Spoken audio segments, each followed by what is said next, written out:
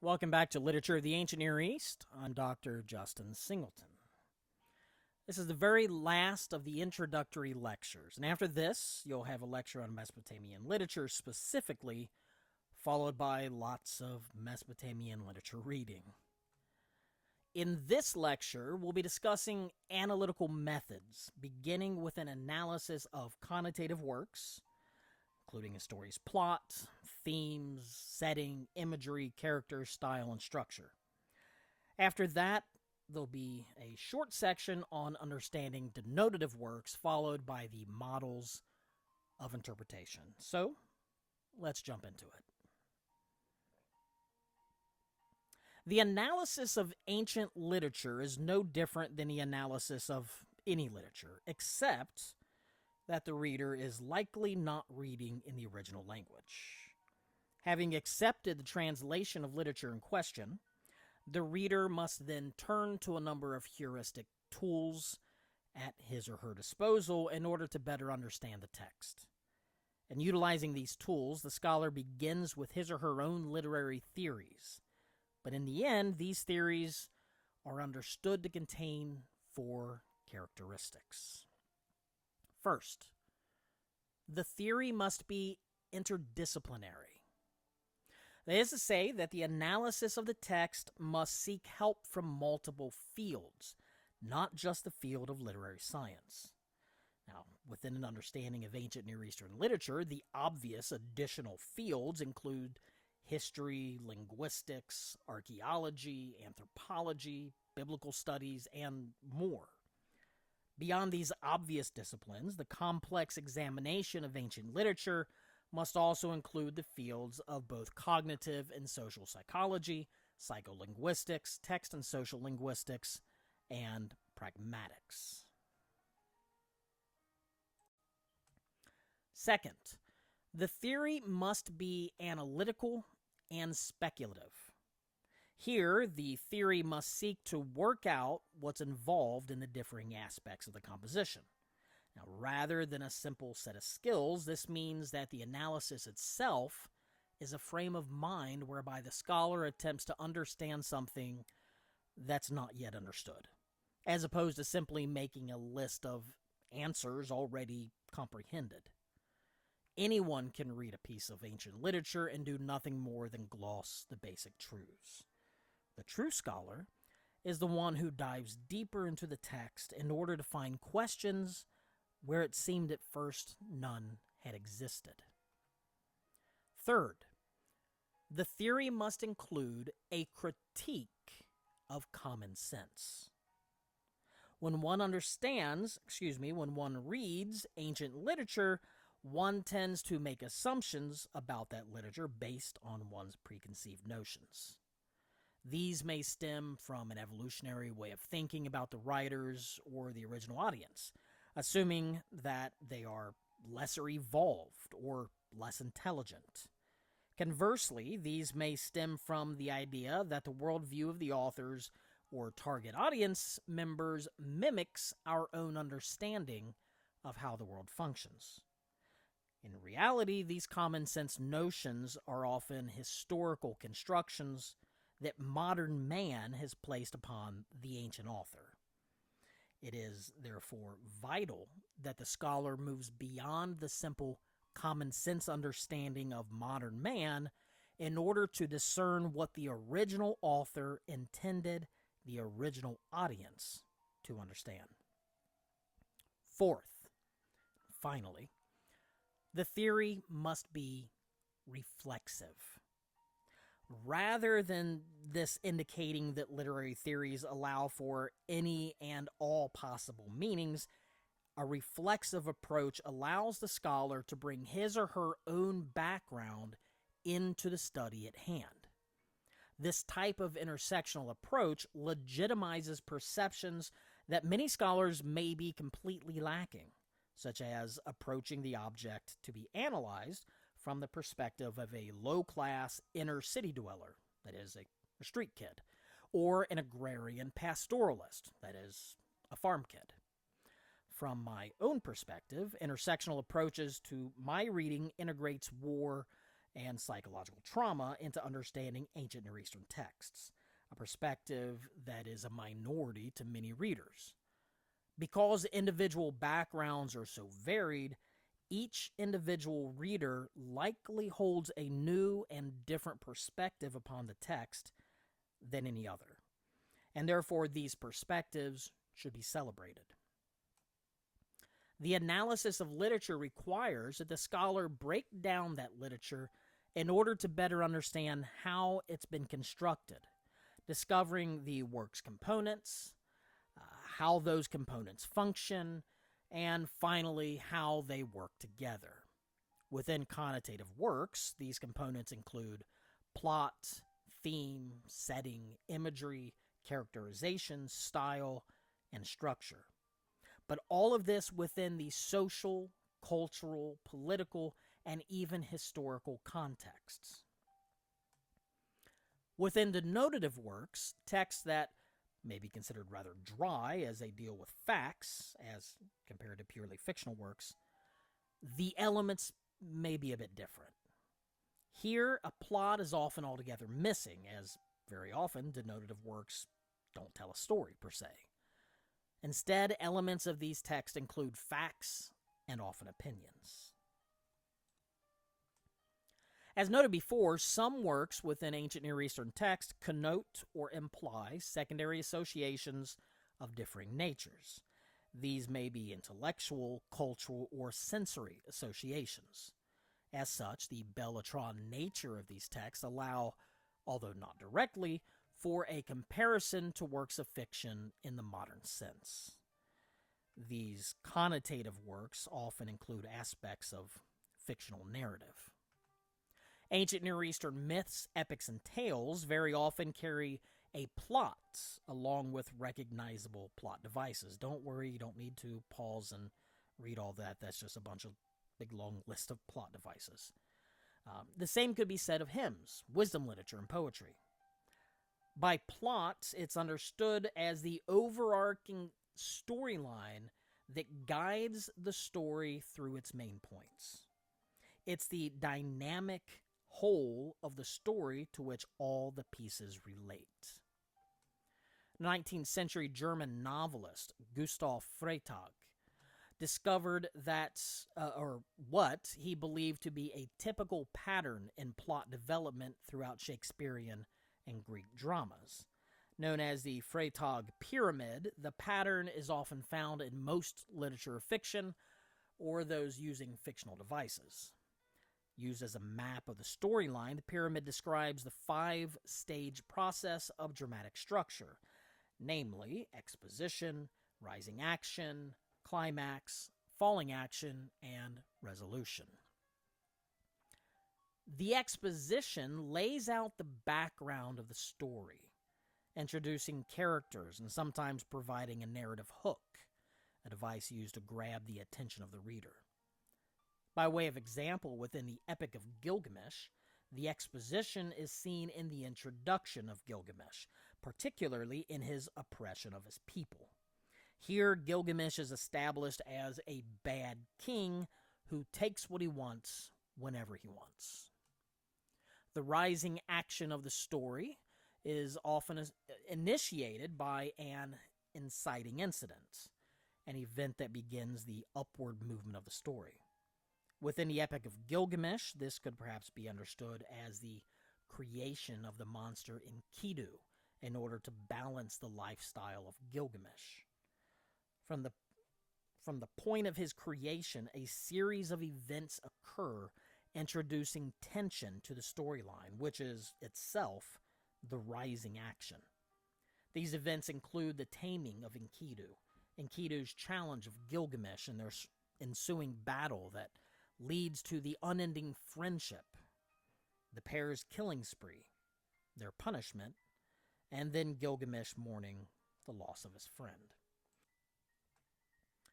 The climax of the story, that turning point where the conflict has reached its peak and the outcome has been decided, occurs when Gilgamesh finds his ancestor Utnapishtim and learns the secret of immortality.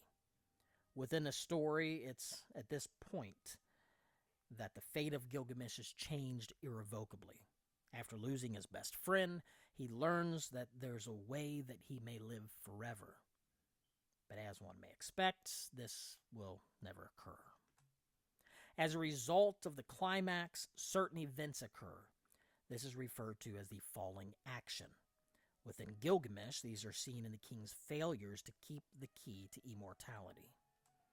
The final steps in the map of Freytag's dramatic pyramid include the resolution, that event that settles the key issues of the story, and the denouement, the tying up of loose ends.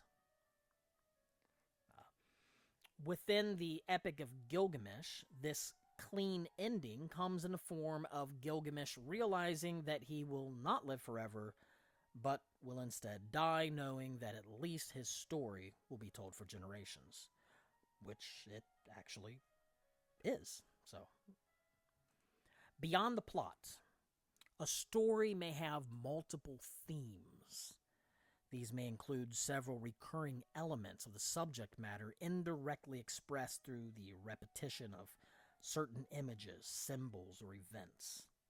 In practically all subjects, repetition shows emphasis, and that emphasis carries meaning. Thus, the theme or themes of a story express universal ideas that the story itself conveys.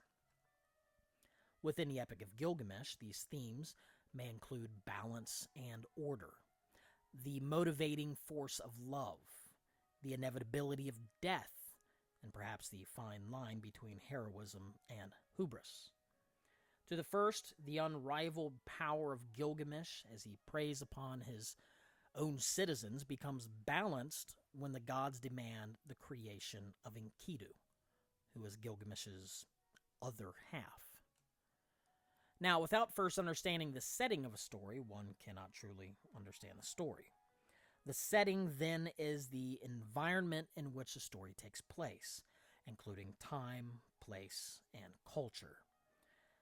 In order to comprehend the setting of a story, it's important to ask certain questions, such as those concerning when and where the action takes place, what the relationship is between the setting and the mood, and how the setting creates the mood of the story. Beyond the simple historical setting is the social, cultural, and even political setting of the story. Concerning the Epic of Gilgamesh, one may look to both the historical setting of the real Gilgamesh, who lived around 2600 BC, and to the historical context of the final version of the story, which dates from 6th to 2nd centuries BC. It's important to realize that both the original story and the reimagined story meant something to the people of that time. Otherwise, why even record the epic? Concerning the original Gilgamesh, the historical setting is that of the early dynastic period of Mesopotamia, a time when urban centers were first being established as city-states, and about 70% of all the people lived in those cities. This social context reveals the impotence of the inhabitants of Uruk, people who could not simply pack up and leave for better lands. And the Sumerian setting reveals much about the beliefs at that time, beliefs involving order within the supernatural, and therefore natural realm. Politically, Uruk stood as the center of culture and commercialism, and these settings carry over into the Neo-Babylonian Empire, particularly the themes of order and balance in the world. Another aspect of the connotative works is the use of imagery within the text. This can be described as the sensuous effect of language, including such things as striking language, metaphor, symbol, and so forth. In this sense, words are utilized in order to create sensory experiences. In other words, imagery within a text is the idea of painting with words. Ancient Near Eastern texts are very often full of literary images. Perhaps the most often used image in ancient Near Eastern texts is that of the bull. The bull was a figure of power, protection, and perhaps most importantly, fertility. Because of this, the bull was often associated with manliness and the ability to rule. Thus, in the first tablets of the Epic of Gilgamesh, the king is said to be a goring wild bull. This bull imagery is supplemented by the action of goring, an action noted in several ancient Near Eastern law codes with penalties to the owner of the animal. The goring nature of Gilgamesh relates not only to his power and manliness, but to his instability as a man and as a ruler. Interestingly, the power and manliness of Gilgamesh was made use of when a deity released the bull of heaven upon Uruk, the bull devouring pastures and drinking up the river. Gilgamesh, with his friend Enkidu, was able to defeat the bull and end the drought. Somewhat similar to imagery, the concept of characterization is often that of the humanizing of personalities within the text. This tool is utilized in order to make the character more real to the reader. In many respects, this humanizing process creates sympathy for the character in order not only to carry the plot, but to allow the reader to reflect personally upon the text. This tool is used within Gilgamesh in different ways. First, Gilgamesh is humanized negatively, showing the aspects of bad leadership. Ultimately, though, the characterization of Gilgamesh leads the reader to pity the hero, who's not only lost his friend, but the object that could give him immortal life. This process is understood in the broader picture to teach the readers that there must be a balance and order within the world, and that no man can avoid fate. Rather than style meaning merely a sort of literary decoration of the text, a text style should be understood as the author's choice to use a specific word, phrase, or manner of writing in order to convey a thought. In this way, the author selects, arranges, and expresses particularly what that author wishes to say. Because of these purposes, artistic styles can be understood as certain characteristics of an author, a genre, a period of time, or a specific kind of rhetoric. In some instances, the author may choose approaches akin to logical exercises, or even emotional approaches to the narrative, all depending upon the purpose of the author. The writing style of the Epic of Gilgamesh has been understood to be poetic and repetitive, yet simple.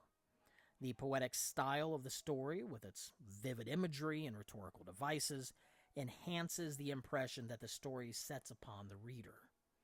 The simplicity of the story can be partially explained by the writing process itself, being a rather restricted form of writing known as cuneiform, the earliest versions of which were merely business-related. Old Assyrian cuneiform text often used only between 150 and 200 cuneiform signs, but these became more complicated as time went on. Even with the complexity of later cuneiform script, the text simply tells the story as it occurs without complex metaphors. With that said, it's still a poem which originally, in the standard Babylonian Epic of Gilgamesh, likely consisted of around 3,600 lines of poetry over 11 or 12 tablets. An example of stylistic use of this poetry can be seen in the contrast between orderly poetic form and the breakdown of that form.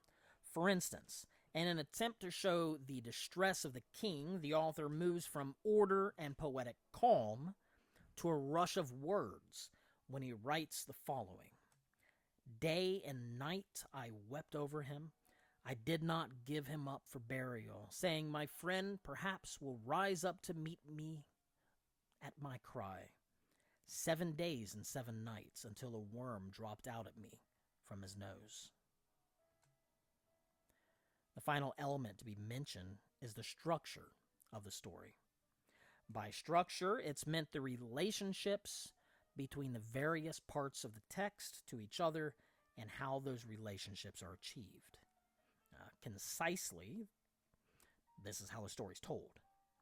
The idea moves beyond the mechanical organization of the story into the subjective world of interpretation, identifying symmetries, repetitions, progressions, and balances.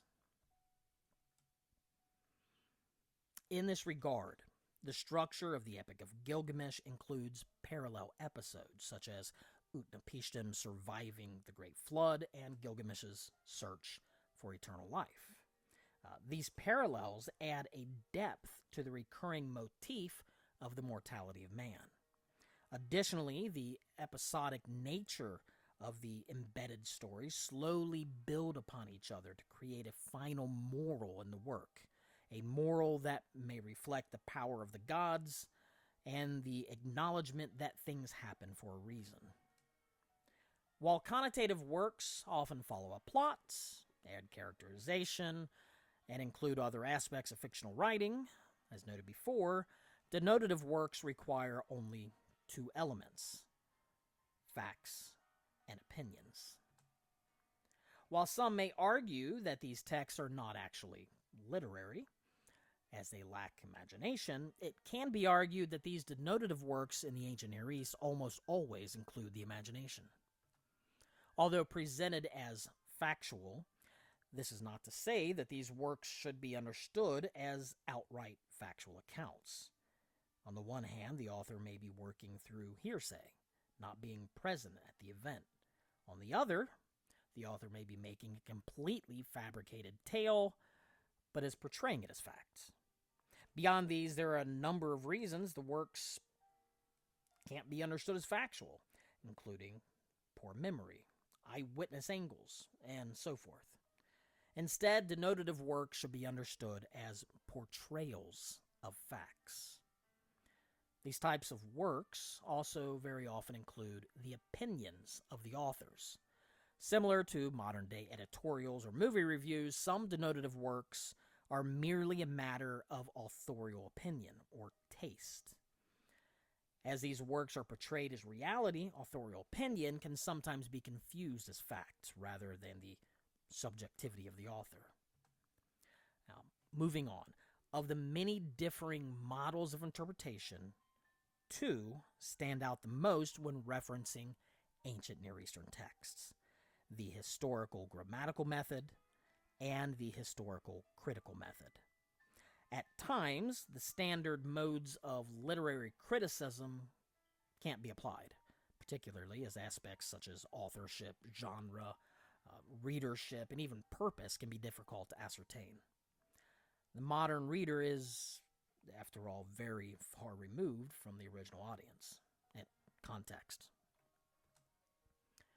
Because of this, the reader must focus attention to several points of interest. First, denotative communication is a method that falls between both reality and fiction. Second, while the text may not be exactly true, they still reflect the society. Finally, the reader's lacking an extra-linguistic knowledge of an ancient people's value system may lead to problems in comprehension. As such, the reader must use caution when approaching the text. Reading into the text one's own views and experiences, as useful as they can be, in order to seek confirmation of those views and experiences, invalidates the literary analysis. Because of these, the following models of interpretation are offered as heuristic tools for the reader to employ.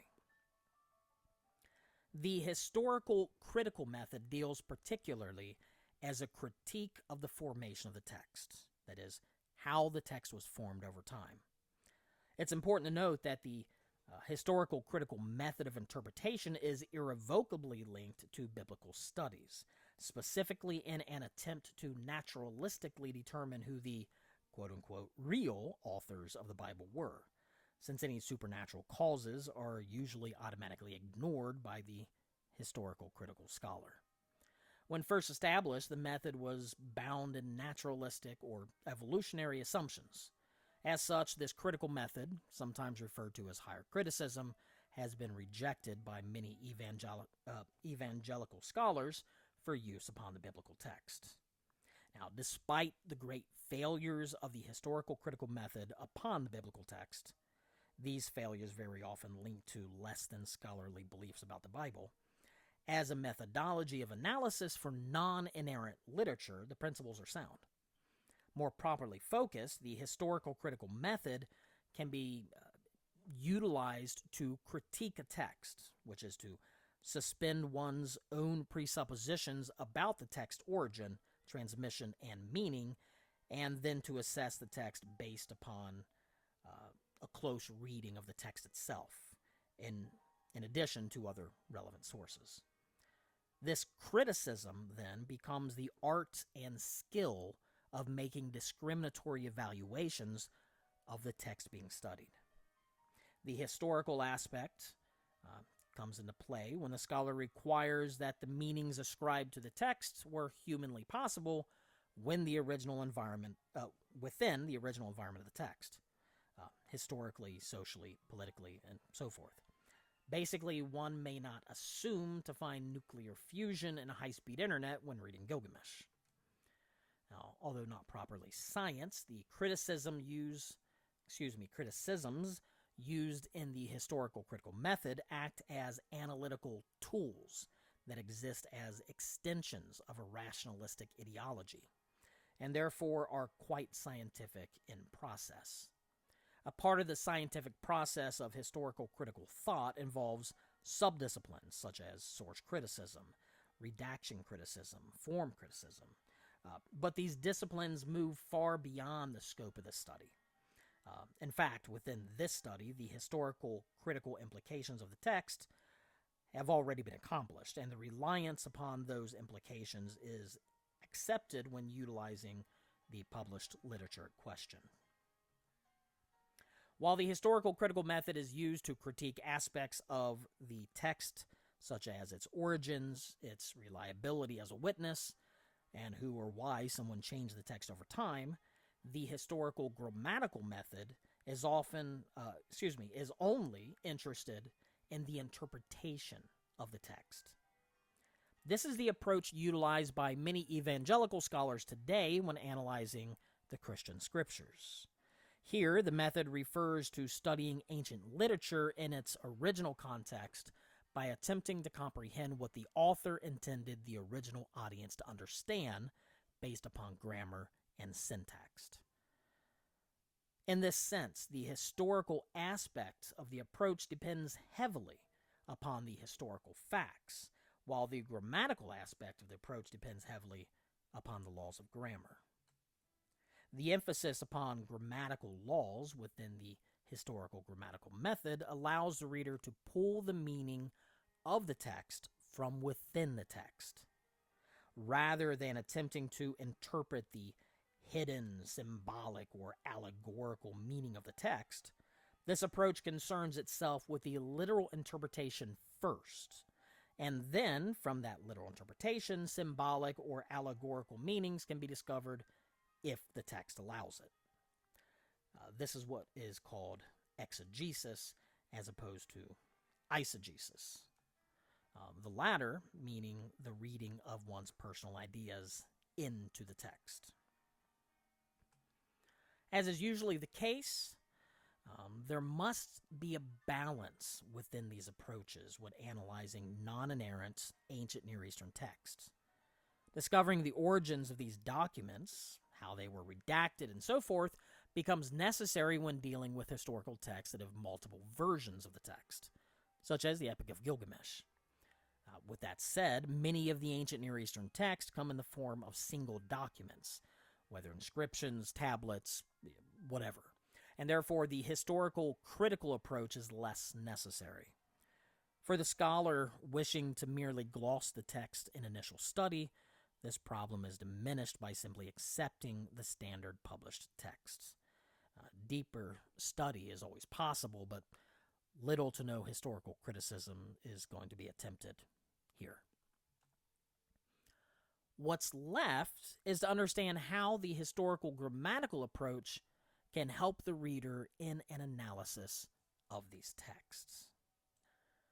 This is much less complicated, as the reader must begin by seeking only what the original author intended the original audience to understand. All other aspects of the interpretation must be founded in this. To aid in this discovery, a series of questions may provide some details that can then be utilized within the above-mentioned models. And these questions are found in the instructions of each of your reading assignments. Now, these questions are as follows. What is the author's point or purpose? Okay, maybe you can find it, maybe you can't, but it's good to look for it. What is the argument that the author's making? What's the motivation for the piece? What problem does it address? What evidence or logic does he use to support his thesis? What is the context from which the author writes? Time, place, point of view, background, and experience. What assumptions does the author bring to writing this piece? What words or ideas are repeated? These will very often be clues to the author's point. What word choices seem significant? Does the author use any figures of speech to make his argument more persuasive? What's the structure of the text? How does the author build his argument through the work? How does the structure help make the author's point? What are the key passages in the work, and why are they important? What is surprising, odd, or troubling in the text? What contradictions or inconsistencies do you find in the text? What assumptions do you bring to the text? Is the text convincing to you? Why or why not? And finally, what questions do you have after reading it? What further study do you need to do? Well, our introduction to the course is now complete. From this point, we'll jump into the actual texts at study. As always, feel free to reach out to me with any comments or questions.